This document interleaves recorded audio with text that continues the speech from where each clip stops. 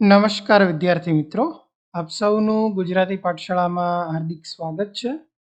વિદ્યાર્થી મિત્રો, આજે આપણે ધોરણ 10 જે સ્વ અધ્યયન પોથી છે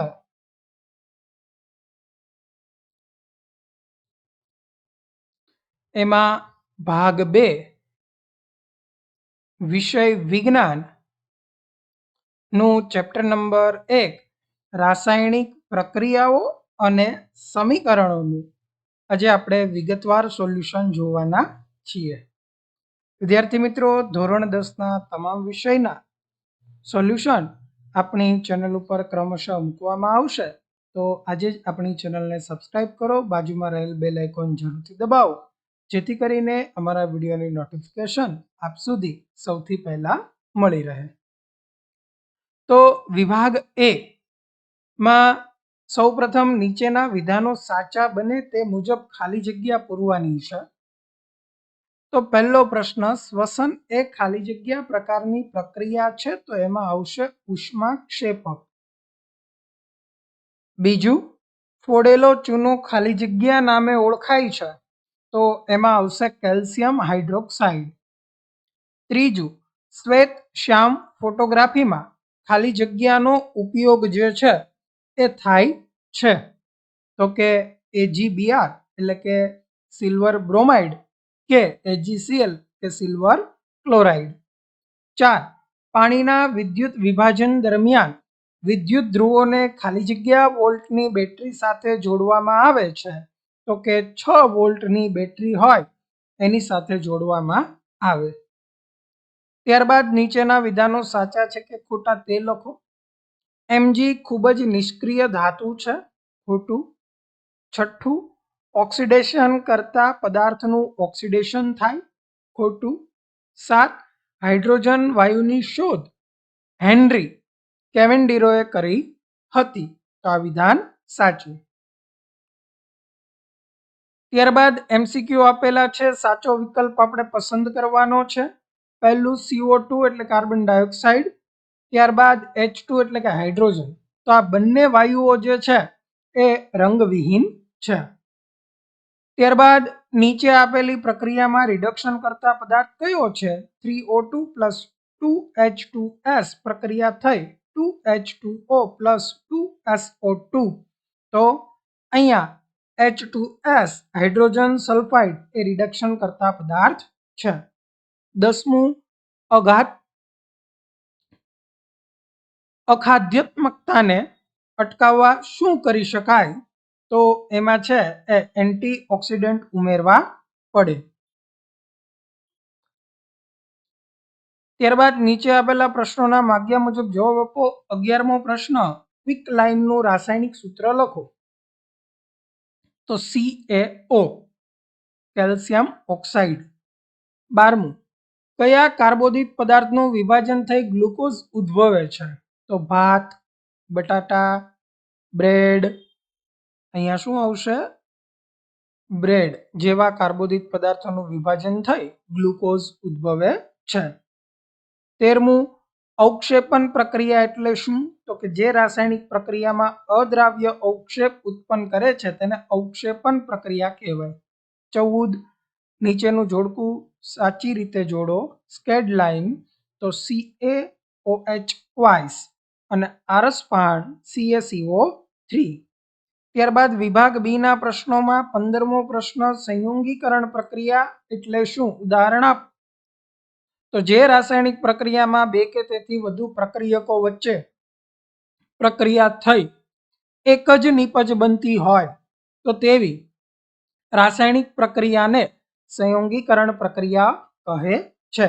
દાખલા તરીકે CaO એટલે કે કેલ્શિયમ ઓક્સાઇડ અને પાણી સાથે H2O સાથે પ્રક્રિયા કરવામાં આવે ત્યારે CaOH અને ઉષ્મા એટલે કે કેલ્શિયમ હાઇડ્રોક્સાઇડ આપણને મળે છે. ત્યારબાદ 16મો પ્રશ્ન જે છે કે પદાર્થ X નું દ્રાવણ ઘોળવા માટે વપરાય છે, તો પદાર્થ X નું નામ આપો અને X સાથેની પ્રક્રિયા લખો. તો ઘોળવા માટે વપરાય તો એ કેલ્શિયમ ઓક્સાઇડ, એનું સૂત્ર CaO કેલ્શિયમ ઓક્સાઇડ. ત્યારબાદ કેલ્શિયમ ઓક્સાઇડને પાણી સાથે તીવ્રતાથી પ્રક્રિયા કરી ચૂનાનું નીતર્યું પાણી એટલે કે CaOH બનાવે છે અને અધિક પ્રમાણમાં ઉષ્મા મુક્ત કરે છે. તો એનું સમીકરણ આ રીતે લખી શકાય પ્રક્રિયા કે CaO પ્લસ H2O પ્રક્રિયા થઈ CaOH પ્લસ ઉષ્મા જે છે એ અહીંયા આપણને મળે છે. ત્યારબાદ 17મો પ્રશ્ન કે બેરિયમ હાઇડ્રોક્સાઇડમાં એમોનિયમ ક્લોરાઇડ ઉમેરતા થતી પ્રક્રિયા લખો. તો BaOH પ્લસ 2NH4Cl પ્રક્રિયા થઈ BaCl2 plus 2NH3 plus 2H2O એટલે કે આ બંનેની પ્રક્રિયા થાય ત્યારે બેરિયમ ક્લોરાઇડ અને એમોનિયા અને પાણી આપણને નિપજ તરીકે મળે છે. ત્યારબાદ નવી સ્વ અધ્યયન પોથીમાં વિભાગ બીમાં 18મો પ્રશ્ન જે છે એ આપણને પૂછવામાં આવેલો છે. એનું સોલ્યુશન કંઈક આ મુજબ છે કે વિસ્થાપન પ્રક્રિયા એટલે શું, ઉદાહરણ આપો. તો જે રાસાયણિક પ્રક્રિયામાં વધુ ક્રિયાશીલ તત્વ એ ઓછા ક્રિયાશીલ તત્વને તેના સંયોજન એટલે કે દ્રાવણમાંથી દૂર કરે તેને વિસ્થાપન પ્રક્રિયા કહે છે. ઉદાહરણ જોઈએ. Zn એટલે કે ઝિંક અને AgNO3 એટલે કે સિલ્વર નાઇટ્રેટ આ બંનેની પ્રક્રિયા કરવામાં આવે ત્યારે અહીંથી સિલ્વર જે છે એ છૂટું પડે. આ બંનેનું સંયોજન થાય કે ઝિંક અને નાઇટ્રેટ એટલે ઝિંક નાઇટ્રેટ ZnNO3 અને પ્લસ 2Ag. એવી રીતે આયન અને કોપર સલ્ફેટની પ્રક્રિયા કરવામાં આવે ત્યારે આયન સલ્ફેટ અને કોપર જે છે આપણને છૂટું મળે છે કારણ કે આયન અને કોપર સલ્ફેટ. તો અહીંયા આયન સાથે સલ્ફેટ અને કોપર જે છે અહીંયા જુદું પડે. ત્યારબાદ ઝિંક અને કોપર સલ્ફેટ, તો ઝિંક સલ્ફેટ અને કોપર આપણને. એવી જ રીતે લેડની જે છે કોપર ક્લોરાઇડ સાથે પ્રક્રિયા કરવામાં આવે ત્યારે લેડ ક્લોરાઇડ અને આપણને કોપર જે છે એ મળે છે. તો આ રીતે નવી સ્વ અધ્યયન પોથીમાં એક 18મો પ્રશ્ન એડ કરેલો છે.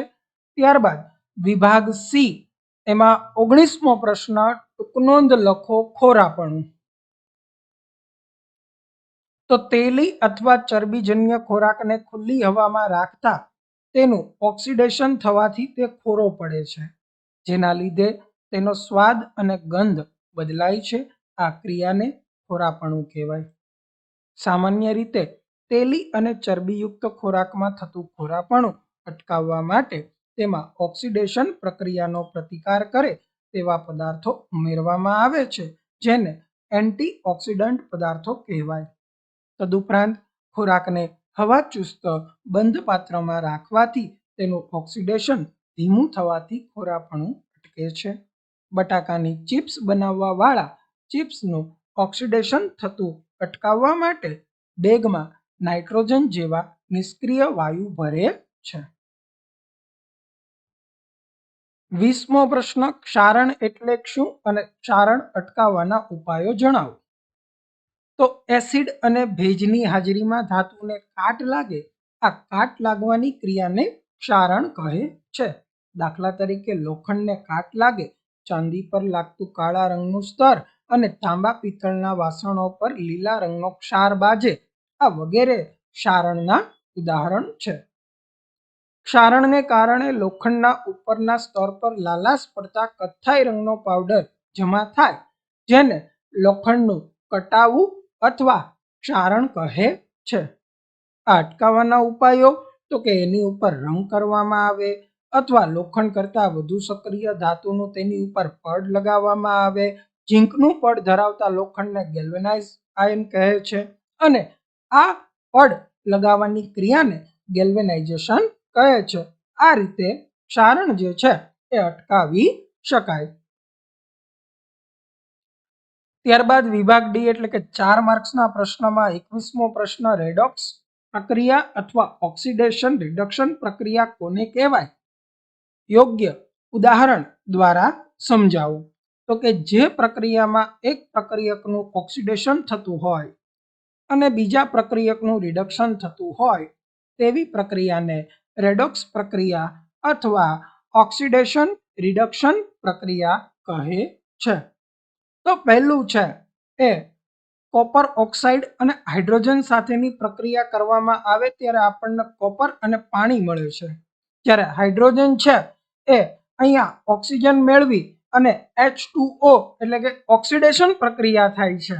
જ્યારે આ કોપર ઓક્સાઇડ છે એ ઓક્સિજન ગુમાવે છે એટલે રિડક્શન પ્રક્રિયા છે. એવી રીતે ઝિંક ઓક્સાઇડ અને કાર્બન સાથેની પ્રક્રિયા કરવામાં આવે ત્યારે કાર્બન છે ઓક્સિજન મેળવી એટલે ઓક્સિડેશન પ્રક્રિયા અને આ ઝિંક ઓક્સાઇડ છે એ O છે અહીંયા ગુમાવે છે એટલે રિડક્શન પ્રક્રિયા.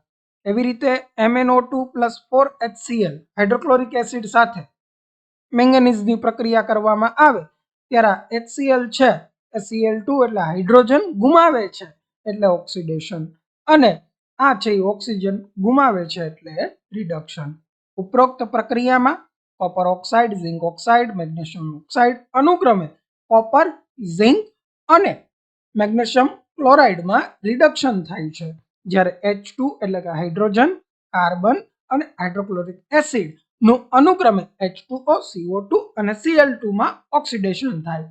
આ જ પ્રમાણે મેગ્નેશિયમની ઓક્સિજન સાથે પ્રક્રિયા કરવામાં આવે ત્યારે મેગ્નેશિયમનું ઓક્સિડેશન થાય છે. આ જ પ્રમાણે લોખંડનું કટાવું એ પણ એક પ્રકારની રેડોક્સ પ્રક્રિયા જ છે. તો વિદ્યાર્થી મિત્રો, જે નવી સ્વ અધ્યયન પોથી છે એમાં 44 થી 48 એટલે કે 44 થી 47 પેજ નંબર ઉપર જે આપણને પહેલું ચેપ્ટર આપેલું છે રાસાયણિક પ્રક્રિયાઓ અને સમીકરણો, એનું સંપૂર્ણ સોલ્યુશન અહીંયા પૂર્ણ થાય છે. જો વિદ્યાર્થી મિત્રો તમને અમારો વિડીયો ગમ્યો હોય તો વિડીયોને લાઈક કરો, ચેનલને સબસ્ક્રાઇબ કરો અને બાજુમાં રહેલ બેલ આઇકોન જરૂરથી દબાવો જેથી કરીને અમારા વિડીયોની નોટિફિકેશન આપ સુધી સૌથી પહેલા મળી રહે. Thank you for watching.